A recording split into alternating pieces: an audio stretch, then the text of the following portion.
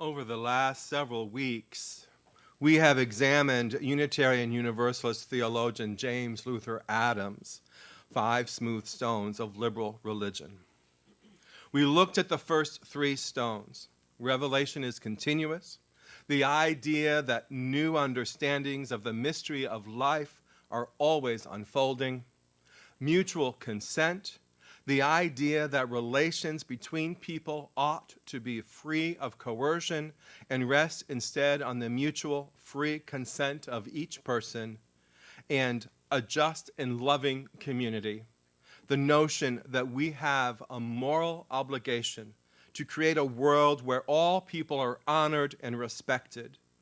Today we explore the 4th stone, no immaculate conception of virtue and the necessity of social incarnation. I am sure that you all have heard the version of the joke where the parent says, "Yes, I have good kids," while they're sleeping. There is an idea that being good is the same as doing nothing. If you are doing nothing, then there is no possible way for you to be doing something bad or evil.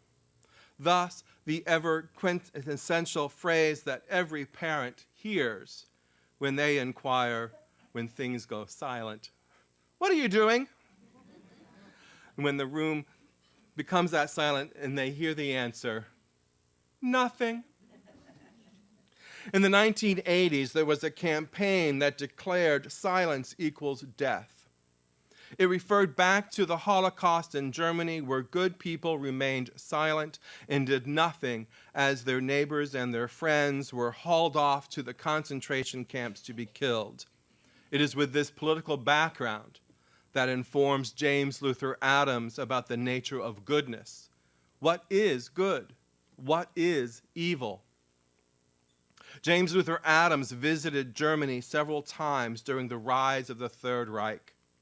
He observed the Lutheran Church, for the most part, remain silent to the atrocities that were happening around them. And he himself, on occasion, was detained and interrogated by the SS on his visits to Germany. It was these experiences that led him to write, "There is no such thing as goodness as such, except in a limited sense. There is no such thing as a good person as such. There is the good husband, the good wife, the good worker, the good employer, the good layperson, the good citizen. The decisive forms of goodness in society are institutional forms.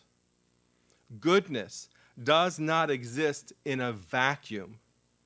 It is not something that exists without form. It is not good in and by itself. Goodness only exists within its relationship with the other." The creation myth story found in Genesis describes this very well. "Now the earth was formless and empty. Darkness was over the surface of the deep. And God said, 'Let the water under the sky be gathered to one place, and let dry ground appear.' And it was so. God called the dry ground land, and gathered waters he called seas. And God saw that it was good." There is a form to goodness that is dependent in its relationship to the other. And it is this relationship that is important for us in understanding this 4th stone of no immaculate conception of virtue. Glenn Beck, political pundit, once told his listeners that if they belong to any church that uses the word social justice or economic justice, to leave that church. People in congregations that do social justice or economic justice are displaying a faith that will shape the history of humanity. It is only when individual virtue is incarnated in the social constructs of justice-making can true good be achieved. The faith that does not engage in justice James Luther Adams states, is thoroughly undependable. It is also, in the end, impotent. It is not a faith that molds history. It is a faith that enables history to crush humanity. Its ministry prepares people to adjust to the crushing by focusing on and solving the personal experiences of hurt.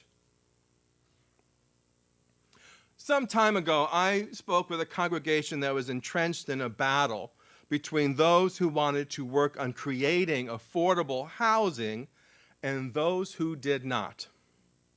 Affordable housing sounds like a good social task to take on.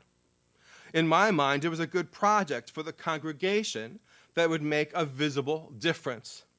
Those who did not want the congregation involved gave the reason for non-involvement because this particular affordable housing project was being run by the Roman Catholics. Roman Catholics, as you might recall, have a doctrine in their faith as being against abortion. Now, this second group was adamantly opposed to having any dealings with a group of people who did not agree with them in all of their positions. And in this case, the position was abortion.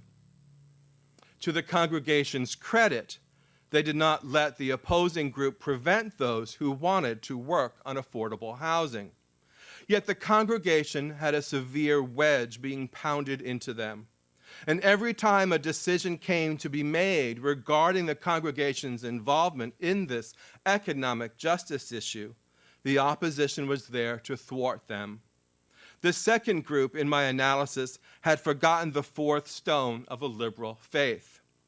They were nursing their wounds afflicted on them in their personal experiences of this other religious group.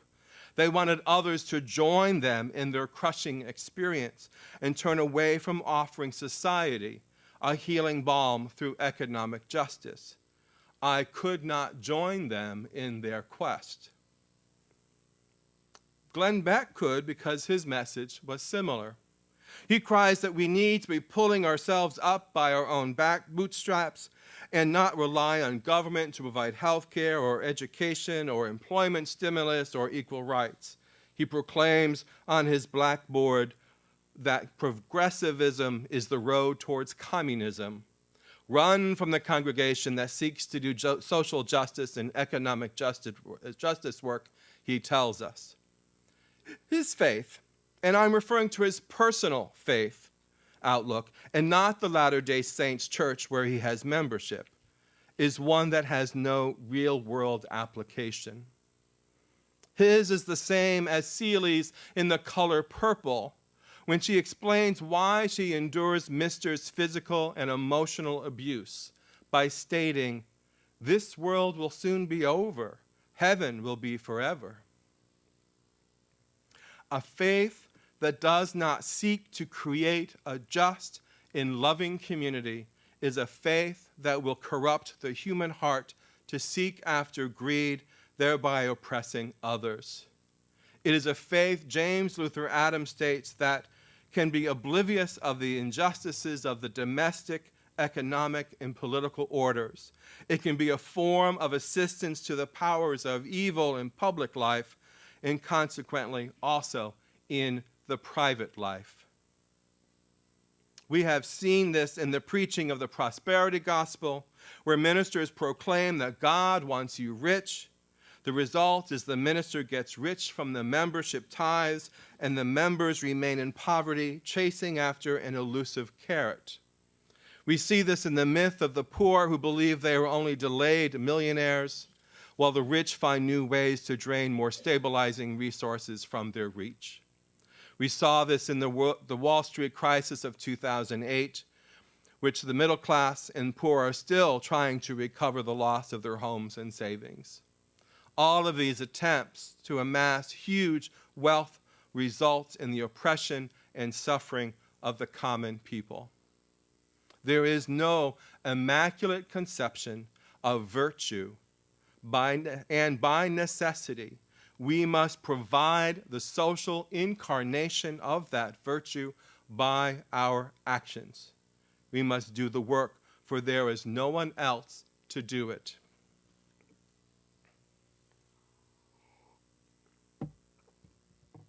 I believe we have a salvific message that transforms the lives that we touch. I believe that message is strong and viable. It does not disintegrate in the face of opposing beliefs or viewpoints. One only shies away when they are not comfortable in their own beliefs, their own viewpoints, their own faith. We claim to be a people who are on the side of love, but if we only side with people who 100% agree with us, then there is no foundation to support that claim. By our love we shall be known. By our love we shall be revealed. We have a salvific message of hope for the transformation of the world. Where does transformation take place? If not in our own hearts and minds as we seek to create justice? Where does transformation take place? If not in the hearts and minds of those who are different than us? How does that happen if we refuse to be in relationship with the people who so desperately need our message of hope? If we refuse to have our ideals become incarnated in our actions towards creating justice? In some congregations, the service leader receiving the offering by saying, "By the intentions of our hearts and by the work of our hands, our love is made real." This statement is squarely based in this fourth stone of liberal religion. It is not enough to have intention only. That intention must be incarnated into our actions for the good. I know human nature is a cynical master. We reason, we critically think, we observe the world around us, and we conclude that it is best for us to stay in our hovel over here where we can sing our hymns of justice and bemoan the injustices of the world. But this form of surety in human nature isn't faith, it is fear. It reduces a congregation to a safe harbor against the raging sea called society, and at times that is what is needed. But harbors are also places where boats are built and rebuilt and cleaned of the barnacles that cling to them so they can go back out into the sea of society to make a difference once again. Those who opposed the affordable housing project could not foresee what impact, what amazing difference those houses would have for the families who would own them or for the community who witnesses the process. Those who worked for housing saw in faith the potential impact. Putting our words into action is a testament of our faith, and it embodies the fourth stone of liberal religion. We must, by necessity, put flesh and bones on our ideals through social incarnation, otherwise they are hollow and ring false. Further, the message we send by working alongside people who may disagree with us on other subjects is one of deep care for the well-being of the other. I remember a Baptist minister saying to me, "You Unitarian Universalists, you really live the gospel of truth because you are always standing in the margins of life to assist the oppressed and downtrodden. My congregation could learn a thing or two from you about walking the path where Jesus walked."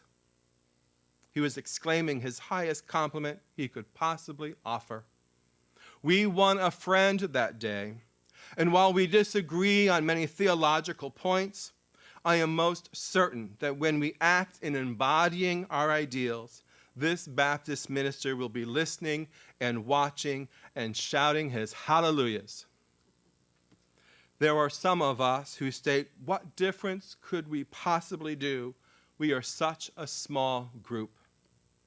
I am reminded of the story of the young child on a beach surrounded by hundreds of starfish that had washed ashore. The child was tossing them back into the sea one by one. A man walked by and thought he would bestow his wisdom to the child by pointing out how foolish an endeavor she had undertaken. It's always a man. He told her she would never be able to make a significant difference because the tide was going out and most of these starfish would die in the hot sun. She picked up another starfish and threw it into the sea. She replied, "I made a significant difference to this one." A significant difference to this one. Imagine how many more could have been saved if the man then began to pick up starfish and throw them back into the sea as well. Imagine if dozens of people joined in and began tossing the starfish in. How many could have been saved to live another day? It is the same with social justice and economic justice. We may not have the perfect answers or the perfect solutions to all the concerns Florida faces. And Florida has its share of social and economic concerns. All one has to do is reach out their hand and they will be pointing at a concern that keeps the citizen of this state from experiencing freedom to have life, liberty, and the pursuit of happiness. Are there a few concerns that we could add our voice to solving? Is there one or two social justice projects we as a congregation could put our efforts towards? I am talking about the long-term project with lasting impact. We offer a monthly monetary gift to several agencies that are doing good work. And a few of us serve food one day a month at the Daily Bread. There is need for a few more of us to join this once-a-month activity that we have done for 30 years. We have the ongoing collection of socks, T-shirts, and other items for Turning Point. And this year, we have been collecting items for various other agencies. I am talking about a project where we choose to focus our collective energy for at least 1 year, a project we could study, have discussions about, to learn about the issues, and devise some strategies in which we then could help make a positive difference for Bradenton and beyond. There are many possibilities for economic justice to environmental stewardship, from early education to immigration to LGBT protections, and many, many more, all of which need addressing to create that just and loving community. There are multiple avenues for finding resources to teach us about these subjects. Which one could our congregation get behind this next year? In our story, we heard the story of a good family. They were known for doing good things. It was a hard lesson for Brian to learn that simply coming from a good family does not necessarily make someone good.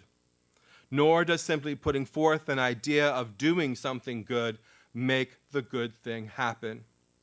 Good ideas need to take form. They need to organize power.